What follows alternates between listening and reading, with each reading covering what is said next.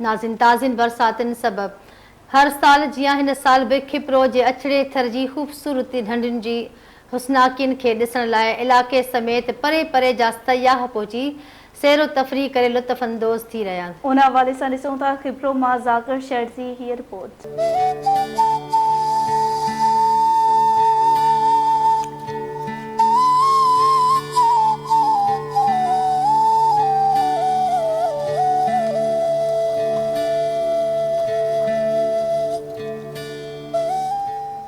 ताज़ीन हलंदड़ बरसातुनि दौरान हर साल जियां हिन साल बि खिपरो जे अछड़े थर जे ख़ूबसूरत ढंढुनि पाॿोड़ाई दुमन वारी भेटारो ॿोटार ऐं ॿियनि ढंढुनि जे हुस्नाकिन खे ॾिसण लाइ इलाइक़े समेत परे परे जा माण्हू पहुची सैर तफ़री करे लुत्फ़ अंदोज़ थियनि था त ॿिए पासे अछड़े थर जे भेटुनि ते गाह फुटण जे करे ॼण त भेटुनि ते कुदरती साई चादर ओढ़िजी वई आहे। इंतज़ामी बेध्यानी ऐं रोड रस्तनि जी सहूलियत न हूंदे बि कुदरत पारां अता कयल नज़ारा ॾिसण लाइ कशाला करे सियाह पहुची वञनि था। हूअं त सिंध समूरी सूंहं आहे, पर ख़ासि करे बरसात खां पोइ अछड़े थर मंझि जेके कुदरत जा नज़ारा आहिनि, जीअं हीअ ॿोटार ढंढ आहे, हींअर पाण हिन ढंढ मंझि विच सीर मंझि बीठा आहियूं, हिते पाॿोड़ा आहिनि, उनजे मथां वरी कुदरती पाणी बीठो आहे, त हीअ नज़ारा बरसातुनि खां पोइ ईअं लॻनि था त सॼो जेको हुस्न ख़ुदा ताला ॾिनो आहे उहो अछड़े थर मंझि ॾिनो आहे।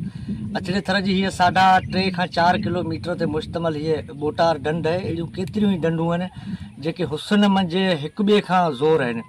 बरसातुनि जे टाइम मंझि हितां काफ़ी ॿाहिरि जा सियाह जेके आहिनि उहे घुमण जे लाइ हिते अचनि था, मक़ामी माण्हू जेके आहिनि उहे बि हिते अचनि था, उहे त हफ़्ते मंझि 1-2 दफ़ा हूअं ई अचनि था। हीअ कुरड़ो मच्छी आहे ऐं रहू बि चवंदा आहिनि उर्दू में, ऐं हीअ ढंढूं 4 ढंढुनि जे मां असीं झले सघूं था। अच्छा, किथे किथे खपाईंदा आहियो? हीअ खिपरो में ॾिना, हीअ खिपरे खां अलावा ॿी जेका आहे बिना कंडे वारी मच्छी आहे उहा असीं ॿाहिरि मोकिलींदा आहियूं। इस्लामाबाद, लाहौर, कराची ताईं वेंदी आहे, हैदराबाद ताईं वेंदी आहे, उहे कार्टून पैक करे मोकिलींदा आहिनि। असीं वरी वापारियुनि खे ॾींदा आहियूं, वापारी उहे मोकिलींदा आहिनि अॻिते। दवाऊं ठहंदियूं बीमारी में, ऐं 72 बीमारियुनि ते पए थी, मर्ज़नि ते, ऐं वॾी शफ़ा आहे हिन मच्छी खाइण सां। हफ़्ते में हिकिड़ो चकर त लाज़मी खाइजे।